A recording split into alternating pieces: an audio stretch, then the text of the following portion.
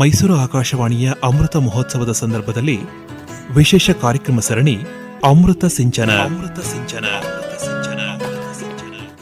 ಮಂದಗಮನೆ ಇವನಾರೆ ಪೆಳಮ್ಮ, ಮಂದಗಮನೆ ಇವನಾರೆ ಪೆಳಮ್ಮ, ಮಂದಗಮನೆ ಇವನಾರೆ ಪೆಳಮ್ಮ. ಪ್ರೀತಿಯ ಕೆಳಗರೆ, ಈಗ ನೀವು ಕೇಳ್ತಾ ಇರುವ ಈ ದೇವರ ನಾಮವನ್ನ ಇಷ್ಟು ಸುಮಧುರವಾಗಿ ಹಾಡಿರುವ ಗಾಯಕರು ಯಾರು ಗೊತ್ತೇ?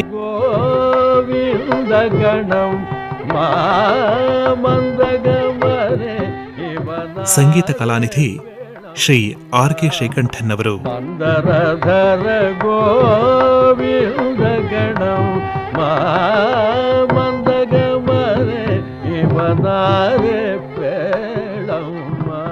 ಸಾಹಿತ್ಯ ಶುದ್ಧತೆ, ಸ್ಪಷ್ಟ ಉಚ್ಚಾರಣೆ, ವಿದ್ವತ್ಪೂರ್ಣ ಭಾವಪೂರ್ಣ ಗಾಯನಕ್ಕೆ ಇವರಿಗೆ ಲಭಿಸಿರುವ ಬಿರುದುಗಳು ಅನೇಕ.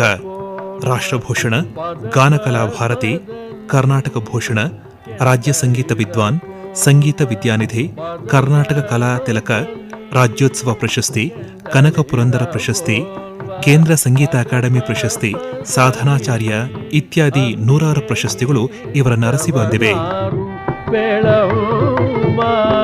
ಅಂದಿಗೆ ಈಟವನಾರು ಬೆಳಮ್ಮ, ಅಂದು ಕಾಳಿಂಗನ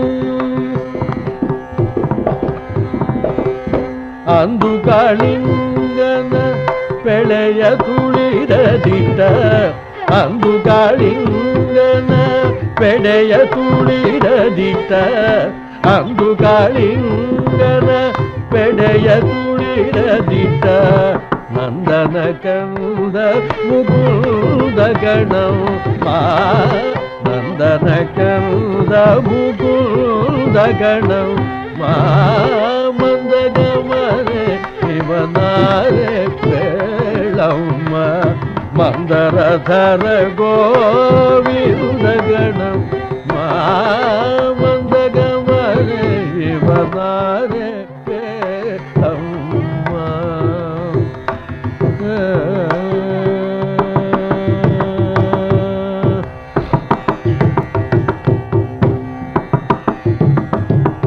ಕಂಬು ಕಂಧರ ಕರ್ಣ ನಂಬಿದ ಕುಂಡಲ, ಕಂಬು ಕಂಧರ ಕರ್ಣ ನಂಬಿದ ಕುಂಡಲ, ಅಂಬುಜ ಮುಖದವನಾರು ಪೇಳಮ್ಮ, ಅಂಬುಜ ಮುಖದವನಾರು ಪೇಳಮ್ಮ, ರಂಭೆ ಕೇಳು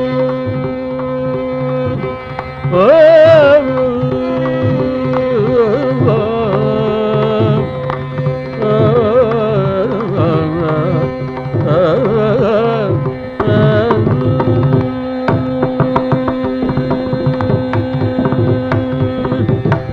ರಂಭೆ ಕೇಳಿದ ಪುರಂದರ ವಿಠಲ, ರಂಭೆ ಕೇಳಿದ ಪುರಂದರ ವಿಠಲ, ರಂಭೆ ಕೇಳಿದ ಪುರಂದರ ವಿಠಲ, ನಂಬಿದ ಭಕ್ತ ಕುಟುಂಬಿಗಣಮ್ಮ, ನಂಬಿದ ಭಕ್ತ ಕುಟುಂಬಿಗಣಮ್ಮ, ಮಂದಗಮನೆ ಇವನಾರೆ ಪೇಳಮ್ಮ, ಮಂದರಧರ ಗೋವಿಂದ ಗಣಮ್ಮ, ಮಂದಗಮನೆ ಇವನಾರೆ ಪೇಳಮ್ಮ.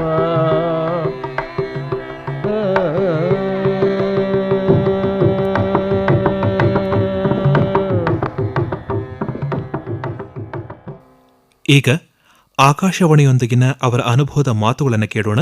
ಇವರನ್ನ ಮಾತಾಡಿಸಿದ್ದಾರೆ ಶ್ರೀಮತಿ ಜಿ ರಾಜಲಕ್ಷ್ಮಿ ಶ್ರೀಧರ್ ಅವರು. ಮೈಸೂರು ಆಕಾಶವಾಣಿ ತನ್ನ 75ನೇ ವರ್ಷದ ಹುಟ್ಟುಹಬ್ಬದ ಒಂದು ಸಂಭ್ರಮದ ಆಚರಣೆಗೆ ತಯಾರಿ ನಡೆಸ್ತಾ ಇದೆ. ಈ ಒಂದು ಹಂತಕ್ಕೆ ತಲುಪುವ ಹಿಂದೆ ಅನೇಕ ಮಹಾನ್ ವ್ಯಕ್ತಿಗಳ ಒಂದು ಶ್ರಮ ಇದೆ. ಕಲಾವಿದರು, ಸಾಹಿತಿಗಳು, ತಂತ್ರಜ್ಞರು, ಹೀಗೆ ಎಲ್ಲ ಕ್ಷೇತ್ರಗಳಲ್ಲಿನ ತಜ್ಞರು ತಮ್ಮ ತಮ್ಮ ಕೊಡುಗೆಯನ್ನು ನೀಡಿದ್ದಾರೆ. ತಾವು ತಮ್ಮ ವೃತ್ತಿಯನ್ನು ಶ್ರೀಕಂಠನ್ ಸರ್ ಅವರೇ ಮೈಸೂರು ಆಕಾಶವಾಣಿಯಲ್ಲಿ ಪ್ರಾರಂಭ ಮಾಡಿ ಸುದೀರ್ಘ ಕಾಲ ಪ್ರೊಡ್ಯೂಸರ್ ಆಗಿ ಸೇವೆ ಸಲ್ಲಿಸಿದ್ದೀರಾ. ನೀವು ಹಿಂದೆ ಕಂಡ ಮೈಸೂರು ಆಕಾಶವಾಣಿ ಹೇಗಿತ್ತು, ಅಂದಿನ ಆಕಾಶವಾಣಿ, ಅದ್ರ ಬಗ್ಗೆ ಒಂದಷ್ಟು ಮಾಹಿತಿ ಬೇಕಲ್ಲ? ಮೊದಲು ಆಕಾಶವಾಣಿ ತನ್ನ 75ನೇ ವರ್ಷದ ಹುಟ್ಟು ಹಬ್ಬವನ್ನು ಆಚರಿಸ್ಕೊಳ್ತಾ ಇರತಕ್ಕಂಥದ್ದಕ್ಕೆ ನಾನು ತುಂಬ ಸಂತೋಷ ಪಡ್ತೇನೆ. ನನ್ನ ಬೆಸ್ಟ್ ವಿಶಸ್ಸನ್ನು ಕೊಡ್ತಾ ಇದ್ದೇನೆ. ನಾನು ಆಕಾಶವಾಣಿಯನ್ನು 1949ರಲ್ಲಿ ಸೇರಿದೆ. ಆಗಿನ ಆಕಾಶವಾಣಿ ಸ್ಟೇಟ್ ಕಂಟ್ರೋಲಲ್ಲಿತ್ತು. ನಾನು ಗ್ರ್ಯಾಜುಯೇಟ್ ಆದಮೇಲೆ ಕೆಲಸಕ್ಕಾಗಿ ನಾನಾ ಡಿಪಾರ್ಟ್ಮೆಂಟ್ಗಳಿಗೆ ಅಪ್ಲಿಕೇಶನ್ ಹಾಕಿದ್ದೆ. AIRಗೂ ಹಾಕಿದ್ದೆ. ದೈವವಶಾತ್ AIRನಲ್ಲಿ ಸಂಗೀತ ಶಿಕ್ಷಕನಾಗಿ ನನಗೆ ಕೆಲಸ ಸಿಕ್ಕಿದ್ದು ನನ್ನ ಪುಣ್ಯ ಅಂತ ನಾನು ಭಾವಿಸ್ತೇನೆ. ಆಗಿನ AIR ಹೇಗಿತ್ತು ಅಂತಂದರೆ ಒಂದು ಕುಟುಂಬದ ವ್ಯವಹಾರದಂತೆ ಇತ್ತು. ಅದಕ್ಕಿಂತ ಮೊದಲು ಡಾಕ್ಟರ್ ಗೋಪಾಲಸ್ವಾಮಿಯವರು ತಮ್ಮ ಮನೆಯಲ್ಲಿ ಈ ರೇಡಿಯೋ ಪ್ರಸಾರವನ್ನು ಪ್ರಾರಂಭ ಮಾಡಿದರು. ಆ ಕಾಲದಲ್ಲಿ ಕರ್ನಾಟಕ ಸಂಗೀತ ಕಚೇರಿಗೆ 15 ರೂಪಾಯಿ ಸಂಭಾವನೆ, ತೆಂಗಿನಕಾಯಿ ಎಲ್ಲಡಿಕೆ ಇಟ್ಟು ಕೊಡೋರು. ನಾವೇ ತಂಬೂರಿ ತೊಗೊಂಡು ಹೋಗಬೇಕು. ಹೀಗಿತ್ತು. ಮೊಂಟಿಕೊಪ್ಪಲ್ಲಿ ನಿಂತು ಗೋಪಾಲಸ್ವಾಮಿಯವರ ಮನೆ, ಅಲ್ಲಿಂದ ಪ್ರಸಾರವಾಗೋದು. ಹೀಗಾಗಿ ಅನೇಕ ವಿದ್ವಾಂಸರು ಅಲ್ಲಿ ಭಾಗವಹಿಸ್ತಾ ಇದ್ದರು, ನಾನು ಭಾಗವಹಿಸ್ತಾ ಇದ್ದೆ. ಆಮೇಲೆ ತನ್ನ ಸ್ವಂತ ಬಿಲ್ಡಿಂಗಿಗೆ ಆಕಾಶವಾಣಿ ಅಲ್ಲಿಗೆ ಹೋಯಿತು. ಅಲ್ಲಿಗೆ ಹೋದ ಮೇಲೆ ನಾನು 1949ರಲ್ಲಿ ಸಂಗೀತ ಶಿಕ್ಷಕನಾಗಿ ಆಕಾಶವಾಣಿಯಿಂದ ಸೇರಿದೆ. ಆಗಿನ ಆಕಾಶವಾಣಿ ಅನೇಕ ಉತ್ತಮ ಕಲಾವಿದರ ಒಂದು ಸಮುದಾಯವಾಗಿತ್ತು ಅಂತ ಹೇಳೋದಕ್ಕೆ ತುಂಬ ಸಂತೋಷ ಪಡ್ತೀನಿ ನಾನು. ಸಂಗೀತ ಭೂಷಣ ಶಲ್ವಪುಳ್ಳಯ್ಯಂಗಾರರು, ಟಿ ನಾಗಮ್ಮನವರು, ನಾನು, ಅದಲ್ಲದೆ ಲಯವಾದ್ಯ ವಿದ್ವಾಂಸರು ರಾಮಯ್ಯನವರು, ಸುಬ್ರಹ್ಮಣ್ಯಮ್ಮು, ರಂಗನಾಥನ್, ಆಮೇಲೆ ಸೀತಾರಾಮ ಶಾಸ್ತ್ರಿಗಳು, ತಾತಾಚಾರ್ಯರು ವೈಲಿನ್ಗೆ, ಕೃಷ್ಣಮಾಚಾರ್ಯರು ವೈಲಿನ್ಗೆ, ಹೀಗೆ ಅನೇಕ ಆಗಿನ ಕಾಲದ ಅತ್ಯುತ್ತಮ ಕಲಾವಿದರೆಲ್ಲ ಅಲ್ಲಿ ಕೆಲಸಕ್ಕಿದ್ದಿದ್ದು ಬಹಳ ಎಷ್ಟು ಸಂತೋಷದಾಯಕವಾಗಿತ್ತು ಅಂತಂದರೆ ಅದನ್ನು ಮಾತಿನಲ್ಲಿ ಹೇಳೋದು ಕಷ್ಟ. ಕಾರ್ಯಕ್ರಮಗಳೆಲ್ಲ ಎಲ್ಲರ ಒಂದು ಸಹಕಾರದಿಂದ ಬಹಳ ಚೆನ್ನಾಗಿ ನಡೆಯೋದು. ಆಗ ಸಂಗೀತ ವಿಭಾಗಕ್ಕೆ ಲಿಂಗಪ್ಪಾಜಿಯವರು ಪ್ರೋಗ್ರಾಮ್ ಅಸಿಸ್ಟೆಂಟ್ ಆಗಿದ್ದರು. ಆಗ ಪ್ರೋಗ್ರಾಮ್ ಎಕ್ಸಿಕ್ಯೂಟಿವ್ ಅನ್ನೋ ನಾಮಧೇಯ ಇರಲಿಲ್ಲ, ಪ್ರೋಗ್ರಾಮ್ ಅಸಿಸ್ಟೆಂಟಾಗಿ ಇದ್ದರು. ಆ ಸಮಯದಲ್ಲಿ ಎಸ್ ಕೃಷ್ಣಮೂರ್ತಿಗಳು ಪ್ರೋಗ್ರಾಮ್ ಅಸಿಸ್ಟೆಂಟಾಗಿ ಆಕಾಶವಾಣಿಯನ್ನು ಸೇರಿದರು ಮೈಸೂರಿನಲ್ಲಿ. ಆಗ ಡಾಕ್ಟರ್ ನಟೇಶ್ರವರು ಅಸಿಸ್ಟೆಂಟ್ ಡೈರೆಕ್ಟರ್ ಆಗಿದ್ದರು. ಅದಕ್ಕಿಂತ ಹಿಂದೆ ನಾರಾಯಣ ಸ್ವಾಮಿ ಅನ್ನೋರು, ಅವರು ಸಮಾಜ ಸೇವಾ ಧುರೀಣರು, ಅವರು ಡೈರೆಕ್ಟರ್ ಆಗಿದ್ದರು ಸ್ವಲ್ಪ ದಿವಸ. ಆಮೇಲೆ ಮೂರ್ತಿರಾಯರು, ಡಾಕ್ಟರ್ ಮೂರ್ತಿರಾಯರು ಅಸಿಸ್ಟೆಂಟ್ ಡೈರೆಕ್ಟರ್ ಆಗಿದ್ದರು. ಆನಂತರ ನಟೇಶ್ರವರು ಅಲ್ಲಿ ಕೆಲಸಕ್ಕೆ ಬಂದರು ಅಸಿಸ್ಟೆಂಟ್ ಡೈರೆಕ್ಟರ್ ಆಗಿ. ನನಗೆ ಸಂಗೀತ ಶಿಕ್ಷಕನಾಗಿ ಸೇರೋದಕ್ಕೆ ಮೊದಲು ಇಂಟರ್ವ್ಯೂ ಆಯಿತು. ನಾನು ಮತ್ತು ವಿಶ್ವನಾಥ್ ಶಾಸ್ತ್ರಿಗಳು ಅಂತ ಒಬ್ಬರು ಸಂಗೀತ ವಿದ್ವಾಂಸರಿದ್ದರು, ಅವರು ಅಪ್ಲಿಕೇಶನ್ ಹಾಕಿದ್ದರು. ದೈವವಶಾತ್ ನಾನು ಸೆಲೆಕ್ಟ್ ಆದೆ ಆ ಇಂಟರ್ವ್ಯೂಲಿ. ಹೀಗಾಗಿ ಸಂಗೀತ ಶಿಕ್ಷಕನಾಗಿ ನಾನು ಕೆಲಸಕ್ಕೆ ಸೇರಿಕೊಂಡೆ. ಅದಕ್ಕೆ ಮೊದಲು ರತ್ನಮ್ಮ ಕೃಷ್ಣಮೂರ್ತಿ ಅನ್ನೋರು ಈ ಸಂಗೀತ ಪಾಠವನ್ನು ಮತ್ತು ಶಲ್ವಪುಳ್ಳಯ್ಯಂಗಾರರು ನಡೆಸ್ಕೊಂಡು ಬರ್ತಾಯಿದ್ರು. ನಾನು ಕೆಲಸಕ್ಕೆ ಸೇರಿದ ಮೇಲೆ ನಾನು ಶಲ್ವಪುಳ್ಳಯ್ಯಂಗಾರ್ ಇಬ್ಬರು ಇದನ್ನು ಆಲ್ಟರ್ನೇಟಾಗಿ ಈ ಸಂಗೀತ ಶಿಕ್ಷಣವನ್ನು ನಡೆಸ್ಕೊಂಡು ಬರ್ತಾಯಿದ್ವು. ಆಗ ತರಂಗರಂಗ ಅಂತ ಒಂದು ಬುಲೆಟಿನ್ನು ಆಕಾಶವಾಣಿಯಿಂದ ಪಬ್ಲಿಷ್ ಆಗ್ತಾ ಇತ್ತು. ಆ ತರಂಗರಂಗದಲ್ಲಿ ಈ ಗಾನವಿಹಾರದ ಕೃತಿಯ ಒಂದು ಚಿಟ್ಟೆಯನ್ನು ಕೊಡ್ತಾ ಇದ್ದು, ಎಲ್ಲರ ಉಪಯೋಗಕ್ಕೆ ಇರಲಿ ಹಾಗೆ ಅಂತ. ಅದಲ್ಲದೆ ಆಗ ಒಂದು ಕೀರ್ತನೆಯನ್ನು ಹೇಳಿಕೊಟ್ಟ ಮೇಲೆ ಅದರ ಯಾವ ಭಾಗವಾದ ಪಲ್ಲವಿ ಆಗಲಿ, ಅನುಪಲ್ಲವಿ ಆಗಲಿ, ಚರಣವಾಗಲಿ ಶ್ರೋತೃಗಳಿಗೆ ಹೆಚ್ಚು ವಿಶದವಾಗಿ ಗೊತ್ತಾಗದೆ ಹೋಗಿದ್ದರೆ ಪುನಃ ಕೇಳೋರು, ಕಾಗದ ಬರೆಯೋರು, ದಯವಿಟ್ಟು ಈ ಗೀತೆಯನ್ನು ಪುನಃ ಹೇಳಿಸೋ ಹಾಗೆ ಮಾಡಿ, ಈ ಭಾಗ ಅರ್ಥವಾಗಲಿಲ್ಲ ನಮಗೆ, ಇದನ್ನು ಪುನಃ ಹೇಳಿಕೊಡ್ಲಿ ಹೀಗೆ ಅಂತ ಅಷ್ಟರ ಮಟ್ಟಿಗೆ ಉತ್ಸುಕತೆಯಿಂದ ಕೇಳ್ತಾ ಇದ್ದ ಕಾಲ ಅದು. ಆಮೇಲೆ ಅದು ಈ ವಿದ್ವಾಂಸರ ಸಮೂಹದಲ್ಲಿ ನಾನು ಇದ್ದಿದ್ದು ನನಗೆ ತುಂಬ ಚೈತನ್ಯವನ್ನು, ಒಂದು ಉತ್ಸಾಹವನ್ನು ಕೊಟ್ಟು. ಬಹಳ ಸಂತೋಷ ಸರ್. ಅಂದರೆ ಆಗ ಸಂಗೀತ ಶಿಕ್ಷಕ ಅನ್ನುವಂಥ ಒಂದು ಪೋಸ್ಟ್ ಇತ್ತು ಅಂತ ತಾವು ಹೇಳ್ತಾ ಇದ್ದೀರಾ? ಸಂಗೀತ ಶಿಕ್ಷಕ ಅನ್ನೋ ಪೋಸ್ಟ್ ಇತ್ತು, ಅದಕ್ಕಾಗಿಯೇ ನನ್ನನ್ನು ಕೆಲಸಕ್ಕೆ ತಗೊಂಡ್ರು. ಅಂದರೆ ತಾವು ಸೇರಕ್ಕೆ ಮುಂಚೆ ಶಲ್ವಪುಳ್ಳಯ್ಯಂಗಾರ್ ಅವರು ಮತ್ತು ರತ್ನಮ್ಮ ಕೃಷ್ಣಮೂರ್ತಿ ಅವರು ಇದ್ದರು ಅಂತ ಹೇಳಿದ್ರಲ್ಲ, ಅವರು ಸಂಗೀತ ಶಿಕ್ಷಕರಾಗಿಯೇ ಇದ್ದಿದ್ದ ಅಥವಾ ಹೇಗೆ? ಸಂಗೀತ ಶಿಕ್ಷಕರಾಗಿಯೇ ಇದ್ದರು. ಅದಲ್ಲದೆ ಶಲ್ವಪುಳ್ಳಯ್ಯಂಗಾರರು ಈ ವಾದ್ಯವೃಂದವನ್ನು ಕಂಡಕ್ಟ್ ಮಾಡೋರು. ಆಮೇಲೆ ತಾವು ಇನ್ನೊಂದು ವಿಷಯ ಹೇಳಿದ್ರಿ, ಬಹಳ ಖುಷಿ ಆಯ್ತು ಅದು, ತರಂಗರಂಗ. ಅದರಲ್ಲಿ ಗಾನವಿಹಾರದ ಸ್ಕ್ರಿಪ್ಟನ್ನು ಹಾಕ್ತಿದ್ರಿ ಅಂತ ಹೇಳಿ. ಆ ಸ್ಕ್ರಿಪ್ಟ್ ಹಾಕೋದು ಅಂತಂದರೆ ಅದು ಡೆಲ್ಲಿಯಿಂದ ಬರ್ತಾ ಇದ್ದಂತಹ ಒಂದು ಪತ್ರಿಕೆನೋ ಅಥವಾ ಇಲ್ಲೇನೋ? ಅಲ್ಲ, ಅದು ಲೋಕಲ್ ಪತ್ರಿಕೆ. ಅದರಲ್ಲಿ ಕಾರ್ಯಕ್ರಮಗಳ ವಿವರವೂ ಇರೋದು, ಈ ಸಂಗೀತ ಪಾಠದ ಸ್ಕ್ರಿಪ್ಟು ಕೂಡ ಇರೋದು. ಅದು ಲೋಕಲ್. ಅದು ಅಂದರೆ ಆಕಾಶವಾಣಿಯಿಂದ ಬರ್ತಾ ಇದ್ದಿದ್ದಲ್ಲ, ಲೋಕಲ್ ನ್ಯೂಸ್ ಪೇಪರ್. ಇಲ್ಲ, ಆಕಾಶವಾಣಿಯಿಂದ ಬರ್ತಾ ಇದ್ದಿದ್ದು. ಲೋಕಲ್ ನ್ಯೂಸ್ ಪೇಪರ್ ಅಲ್ಲ, ಬುಲೆಟಿನ್ ಅದು. ಆಕಾಶವಾಣಿಯಿಂದಲೇ ಪಬ್ಲಿಷ್ ಆಗೋದು. ಬಹಳ ಖುಷಿಯಾದ ವಿಷಯ ಇದು. ಆ ಸಮಯದಲ್ಲಿ ಎನ್ ಕಸ್ತೂರಿಯವರು ಕೂಡ ಅಸಿಸ್ಟೆಂಟ್ ಡೈರೆಕ್ಟರ್ ಆಗಿದ್ದರು ಸ್ವಲ್ಪ ವರ್ಷ. ಅದು ಬಹಳ ಮುಖ್ಯ. ಕಸ್ತೂರಿಯವರು, ನಾರಾಯಣ ಸ್ವಾಮಿಯವರು, ಆಮೇಲೆ ಮೂರ್ತಿರಾಯರು, ಡಾಕ್ಟರ್ ನಟೇಶ್, ಇವರೆಲ್ಲ ಅಲ್ಲಿ ಅಸಿಸ್ಟೆಂಟ್ ಡೈರೆಕ್ಟರಾಗಿ ಕೆಲಸ ಮಾಡಿದ್ರು. ಅವರ ಒಂದು ಮಾರ್ಗದರ್ಶನದಲ್ಲಿ ನಾವೆಲ್ಲ ಕೆಲಸ ಮಾಡ್ತಾ ಇದ್ದ ಕಾಲ ಅದು. ಅಂದರೆ ಸರ್, ಆಗಿನ ಕಾಲದಲ್ಲಿ ಡೈರೆಕ್ಟ್ರು ಅಂತ ಇರ್ತಾ ಇರಲಿಲ್ವಾ? ಅಸಿಸ್ಟೆಂಟ್ ಡೈರೆಕ್ಟರ್ ಎಲ್ಲ ನಮ್ಮ ಸ್ಟೇಷನ್ಗೆ ಮಾತ್ರ ಅಸಿಸ್ಟೆಂಟ್ ಡೈರೆಕ್ಟರ್ ಇದನ್ನು ಮಾತ್ರ ಕೊಟ್ಟಿದ್ದರು. ಅದು ಮದ್ರಾಸ್ ಡೈರೆಕ್ಟರ್ ಕಂಟ್ರೋಲಲ್ಲಿ ಇರೋದು. ನಮ್ಮ ಇದು ಸ್ಟೇಷನ್ನು ಮದ್ರಾಸ್ AR ಇದರಲ್ಲಿ ಕಂಟ್ರೋಲಲ್ಲಿ ಇರೋದು. ನಮ್ಮ ವಿಭಾಗಕ್ಕೆ ಬರೀ ಅಸಿಸ್ಟೆಂಟ್ ಡೈರೆಕ್ಟರ್ ಮಾತ್ರ ಇದ್ದರು. ಅಂದರೆ ಆಗಿನ ಕಾಲದಲ್ಲಿ ಈಗ ನಾವು ಹೇಳ್ತೀವಲ್ಲ SD, ASD ಅಂದರೆ studio executive, transmission executive, program executive, ಇದೆಲ್ಲ ಇರಲಿಲ್ಲ. ಎಕ್ಸಿಕ್ಯೂಟಿವ್ ಅಂತಿರಲಿಲ್ಲ, ಪ್ರೋಗ್ರಾಮ್ ಅಸಿಸ್ಟೆಂಟ್ಸ್ ಇದ್ದರು. SD ಅಂತಿರಲಿಲ್ಲ, ASD ಇದ್ದರು. ಹಾಗೆ ತಾಂತ್ರಿಕ ವಿಭಾಗದಲ್ಲೂ ಹಾಗೇ ಇದ್ದರು. ಎಂಜಿನಿಯರ್ಸು, ಬಾಕಿ ಇವರು ಆಪರೇಟರ್ಸ್, ಟೆಕ್ನಿಷಿಯನ್ಸ್ ಅವರೆಲ್ಲ ಇದ್ದರು. ಅದರಲ್ಲಿ ಒಬ್ಬರು ಹೆಸರು ಜ್ಞಾಪಕ ಇದೆ, ಅಶೋಕ್ ಅಂತ ಒಬ್ಬರು ಇದ್ದರು ಟೆಕ್ನಿಷಿಯನ್ ಆಗಿ. ಸರಿ, ಈಗ ಅಂದಿನ ಕಾಲದಲ್ಲಿ ತಾವು ಹೇಳ್ತಾ ಇದ್ದ ಹಾಗೆ ಗಾನವಿಹಾರ ಅನ್ನೋದು ಬಹಳ ಪ್ರಬುದ್ಧವಾದಂತಹ ಕಾರ್ಯಕ್ರಮ. ಬಹುಶಃ ಯಾರು ಅದನ್ನು ಮಿಸ್ ಮಾಡ್ತಾ ಇರಲಿಲ್ಲ. ಎಲ್ಲರ ಬಾಯಿನಲ್ಲೂ ತುಂಬ ಹಳಬ್ರು ಅಂತ ಇವತ್ತು ಯಾರಿದ್ದಾರೆ, ಎಲ್ಲರೂ ಆ ಗಾನವಿಹಾರವನ್ನು ಇವತ್ತು ಕೂಡ ನೆನಪು ಮಾಡ್ಕೋತಾರೆ.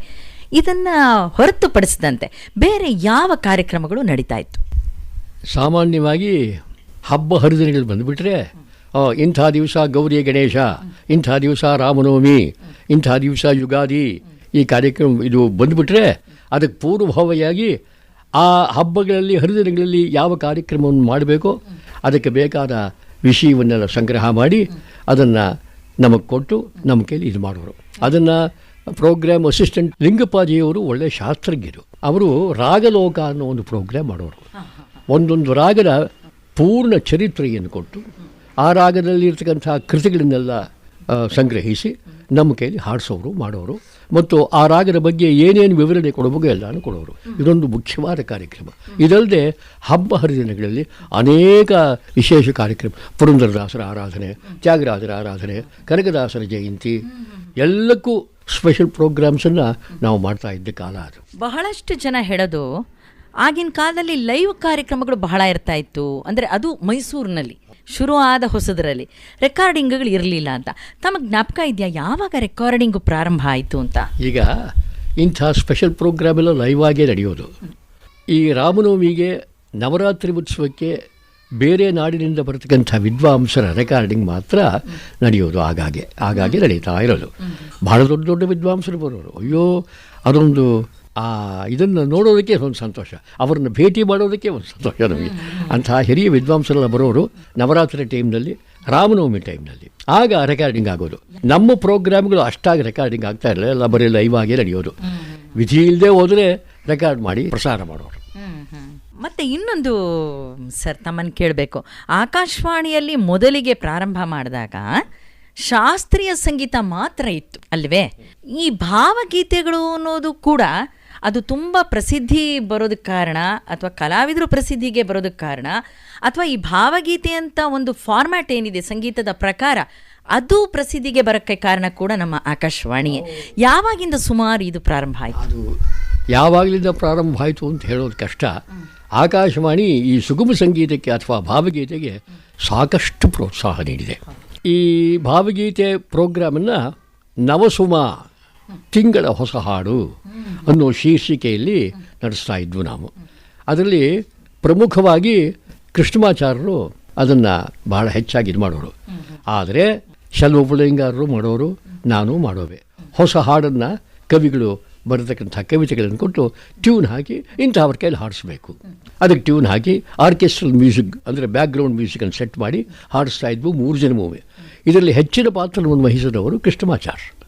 ಈ ಭಾವಗೀತೆಗೆ ಈಗ ಯಾವ ಸ್ಥಾನಮಾನ ಇದೆಯೋ ಆ ಸ್ಥಾನಮಾನ ಬರೋದಕ್ಕೆ AR ಬಹಳ ಮುಖ್ಯವಾದ ಕಾರಣ.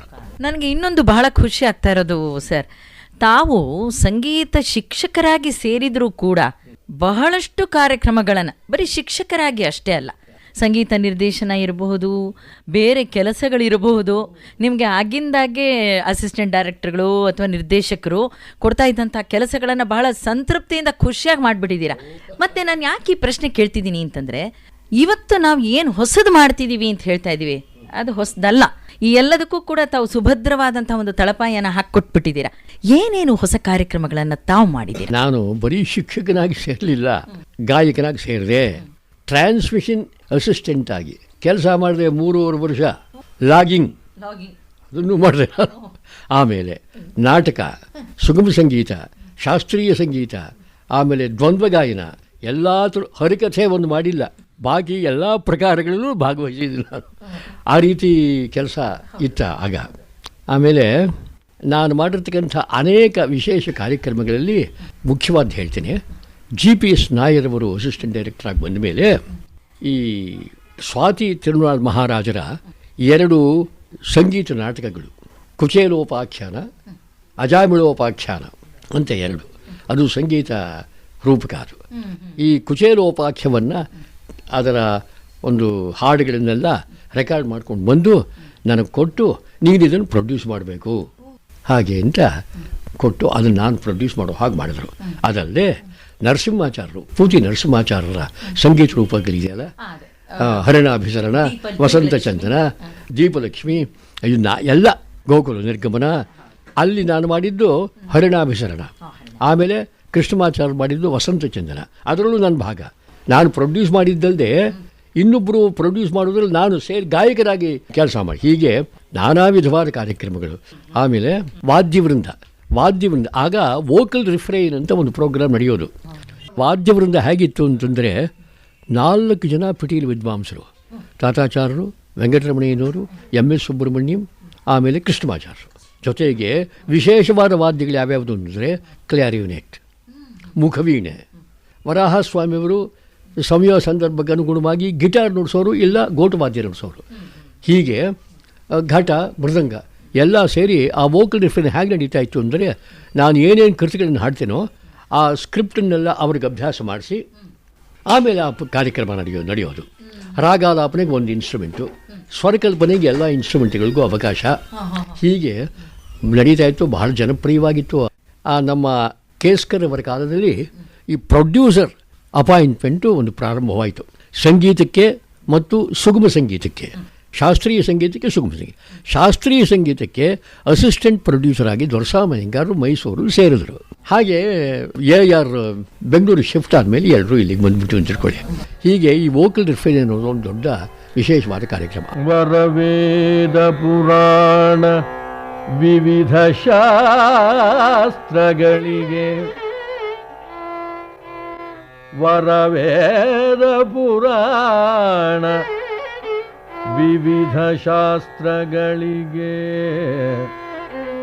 ವರವೇದ ಪುರಾಣ ವಿವಿಧ ಶಾಸ್ತ್ರಗಳಿಗೆ, ಸರಸಿಜೋದ್ಭವನರಸಿ ಸರಸ್ವತಿ ದೇವಿಯು, ಸರಸಿಜೋದ್ಭವನರಸಿ ಸರಸ್ವತಿ ದೇವಿಯು, ಪರಮ ಮುಖ್ಯಾಭಿಮಾನಿಯೆಂದು ತಿಳಿದು, ಪರಮ ಮುಖ್ಯಾಭಿಮಾನಿಯೆಂದು ತಿಳಿದು ನಿರುತ ಭಜಿಸುವ ಜನಕ್ಕೆ ನಿಜಗತಿಯ ಪಾಲಿಸುವ ಸಿರಿಯರಸ ಪುರಂದರ ವಿಠಲ ತಾನೊಲಿವ, ಸಿರಿಯರಸ ಪುರಂದರ ವಿಠಲ ತಾನೊಲಿವ.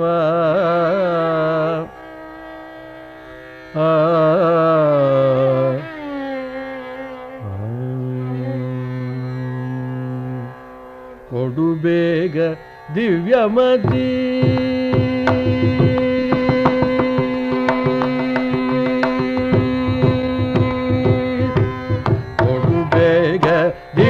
ದಿವ್ಯಮತಿ ಸರಸ್ವತಿ ಕೊಡು ಬೇಗ ದಿವ್ಯಮತಿ ಸರಸ್ವತಿ ಕೊಡು ಬೇಗ ದಿವ್ಯಮತಿ ಸರಸ್ವತಿ ಕೊಡು ಬೇಗ ದಿವ್ಯಮತಿ ಸರಸ್ವತಿ ಕೊಡು ಬೇಗ ದಿವ್ಯಮತಿ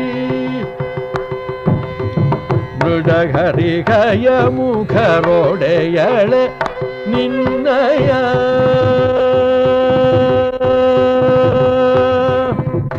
ಮೃಡಘರಿಕಯ ಮುಖರೊಡೆಯಳೆ ನಿನ್ನಯ ಅಡಿಗಳಿಗೆ ರಘುವೆ ಅಮ್ಮ ಬ್ರಹ್ಮನ ರಾಣಿ ಅಡಿಗಳಿಗೆ ರಘುವೆ ಅಮ್ಮ ಬ್ರಹ್ಮನ ರಾಣಿ ಅಡಿಗಳಿಗೆ ರಘುವೆ ಅಮ್ಮ ಬ್ರಹ್ಮನ ರಾಣಿ ಕೊಡು ಬೇಗ ದಿವ್ಯಮತಿ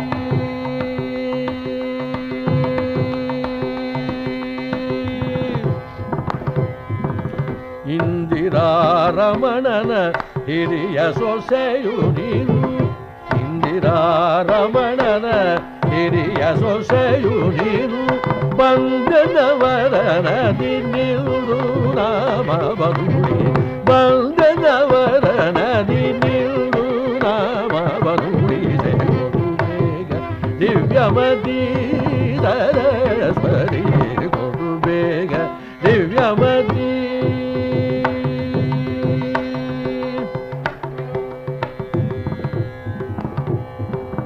ಪತಿತ ಪಾವನೆ ನೀ ಗತಿಯೆಂದು ನಂಬಿರೆ ಪತಿತ ಪಾವನೆ ನೀ ಗತಿಯೆಂದು ನಂಬಿರೆ ಸತತ ಪುರಂದರ ವಿಠಲನ ತೋರೆ ಸತತ ಪುರಂದರ ವಿಠಲನ ತೋರೆ ಕೊಡು ಬೇಗ ದಿವ್ಯಮತಿ ಸರಸ್ವತಿ ಕೊಡು ಬೇಗ ದಿವ್ಯಮತಿ.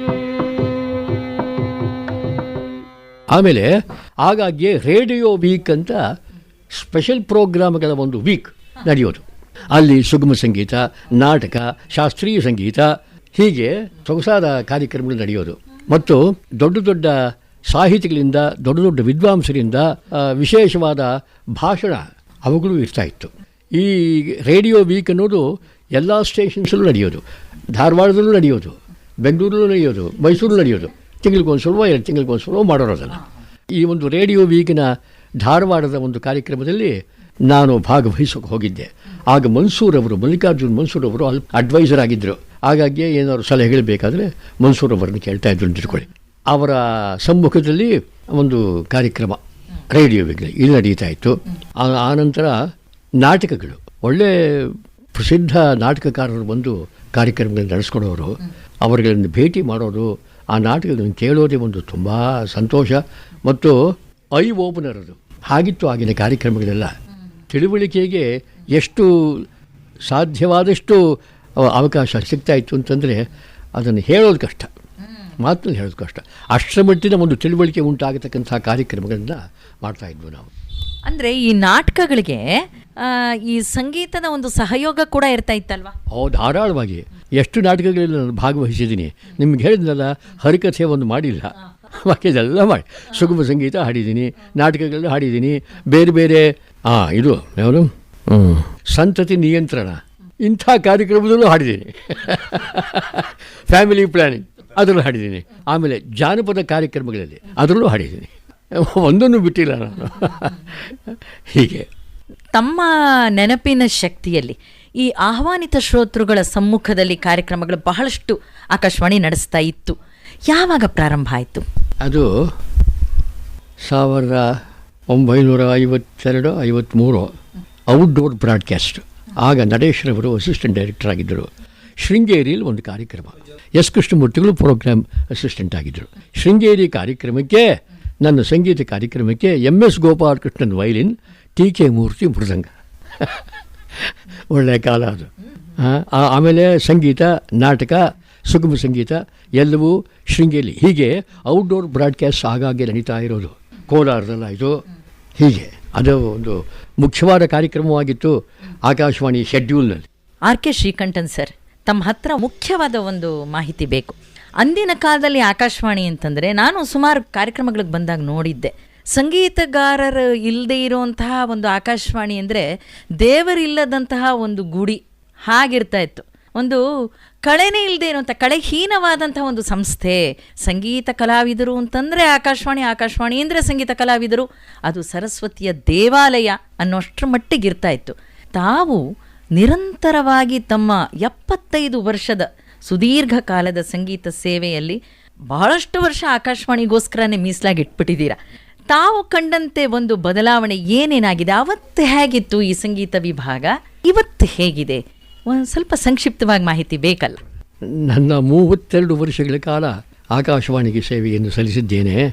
ನನ್ನ ಸೇವಾ ವೃತ್ತಿಯಲ್ಲಿ ಅನೇಕ ಜನ ಮಹನೀಯರನ್ನು, ದೊಡ್ಡ ದೊಡ್ಡ ವಿದ್ವಾಂಸರನ್ನು, ಸಾಹಿತಿಗಳನ್ನು, ನಾಟಕಕಾರರನ್ನು ನೋಡಿರ್ತಕ್ಕಂಥ ಒಂದು ಸದವಕಾಶ ನನ್ನ ಪಾಲಿಗೆ ಬಂದಿದ್ದಕ್ಕೆ ನಾನು ತುಂಬ ಸಂತೋಷ ಪಡ್ತೇನೆ.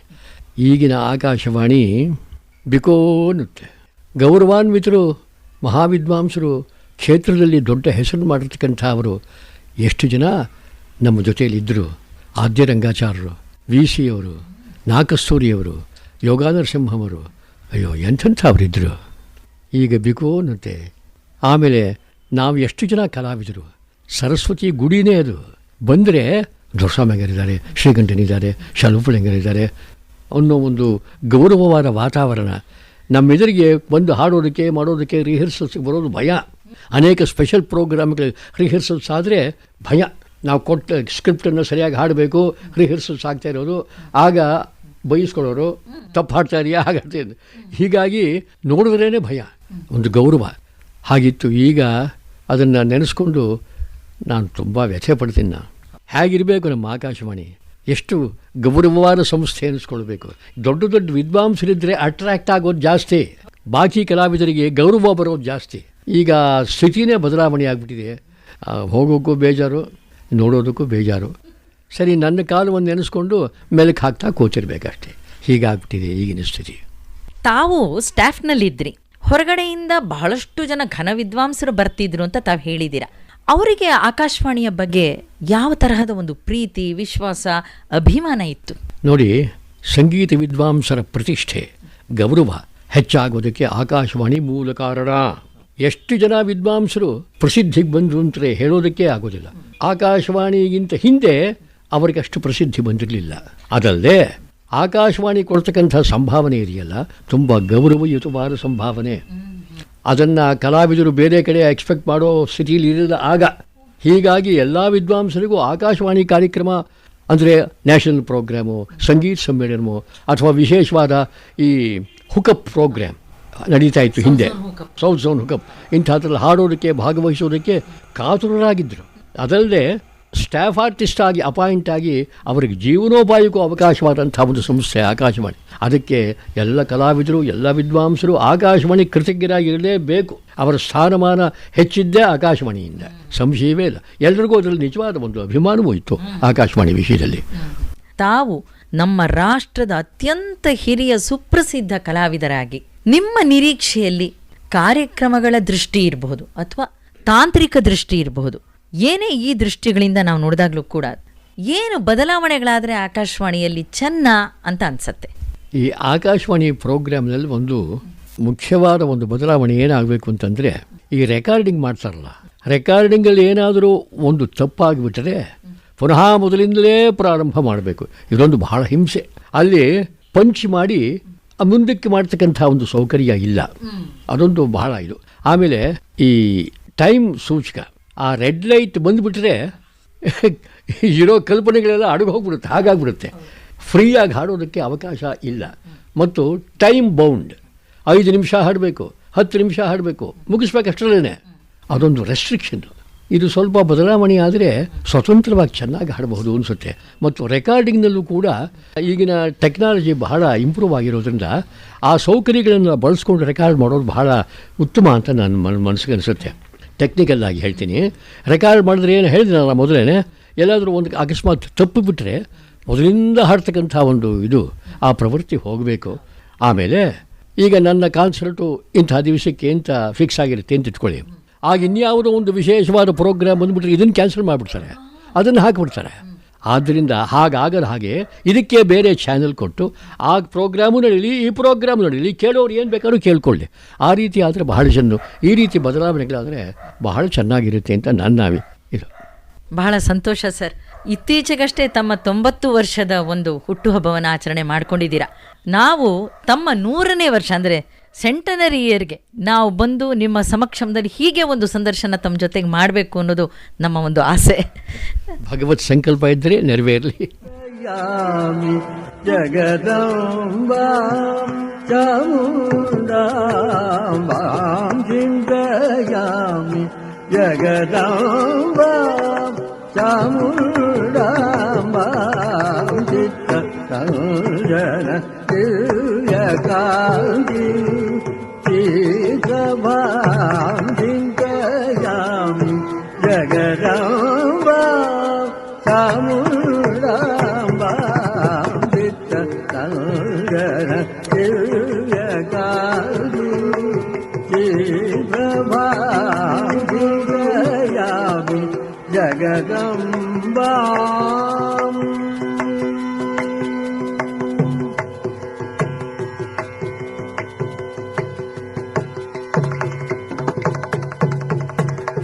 ಶ್ರೀರಾಮೃತ ವರ್ಷನಯನ ಭಗವದ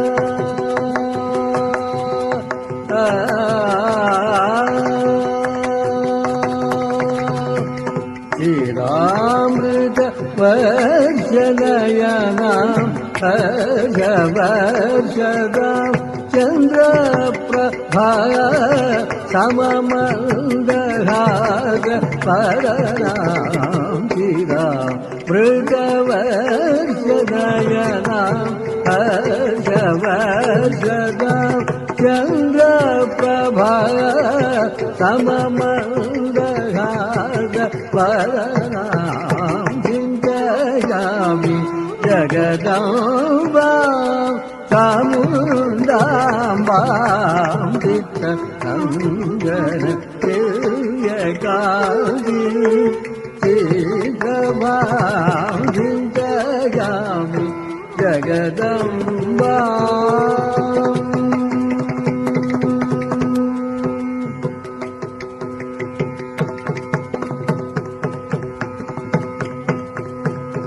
ತತ್ವ ಪ್ರಕಾಶಕ ತಾರಕ ರೂಪಂ ಬೃಹದಾತ್ಮಿಕಾಂ ತತ್ವ ಪ್ರಕಾಶಕ ತಾರಕ ರೂಪಂ ಬೃಹದಾತ್ಮಿಕಾಂ ಜ್ಞಾನಾತೀತ ಜ್ಯೋತಿ ಸ್ವರೂಪಾ ಜ್ಞಾನಾತೀತ ಜ್ಯೋತಿ ಸ್ವರೂಪಾ ತುಂಬುರು ನಾರದಾದಿ ಸೇವಿತ ಚರಣಾರವಿಂದ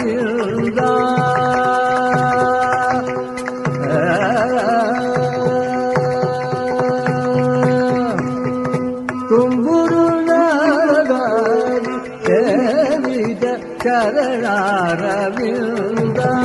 ತಾನಲಯ ಮೂರ್ಛನಯುತ ಇಂದೋಳ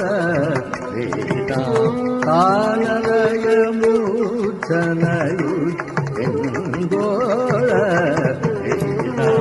ಧನುಜಮದ ಭಂಜನಿ ಧನಧಾನ್ಯ ಸೌಭಾಗ್ಯದಾಯಿನಿ ಧರ್ಮ ಸಂಸ್ಥಾಪಿನಿ ಧನುಜಮದ ಭಂಜನಿ ಧನಧಾನ್ಯ ಸೌಭಾಗ್ಯದಾಯಿನಿ ಧರ್ಮ ಸಂಸ್ಥಾಪಿನಿ ದುರ್ಗಾಮಾಜಂ ತಾಂ ಶ್ರೀವಿದ್ಯ ಧರಣಿ ಬಾಲನರದ ಮದಿನ ಪ್ರಚೋದಯಾಂ ಚಿಂತಯಾಮಿ ಜಗದಂಬಾ ಚಾಮುಂಡಾಂಬಾ ಚಿತ್ತ ಸಂಜನ ದಿವ್ಯಕಾಂತಿ ಚಿತ್ರಭಾಂ ಚಿಂತಯಾಮಿ ಜಗದಂಬಾ ಚಾಮುಂಡಾಂಬಾ ಚಿತ್ತ ಸಂಜನ ದಿವ್ಯಕಾಂತಿ ಚಿತ್ರಭಾಂ ಚಿಂತಯಾಮಿ ಜಗದಂಬಾ.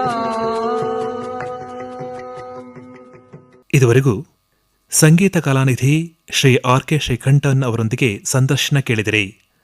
ಸಂದರ್ಶಕರು ಶ್ರೀಮತಿ ಜಿ ರಾಜಲಕ್ಷ್ಮಿ ಶ್ರೀಧರ್. ಅಮೃತ ಸಿಂಚನ ಮೈಸೂರು ಆಕಾಶವಾಣಿಯ ಅಮೃತ ಮಹೋತ್ಸವದ ಸಂದರ್ಭದಲ್ಲಿ ವಿಶೇಷ ಕಾರ್ಯಕ್ರಮ ಸರಣಿ ಕೇಳಿದಿರಿ.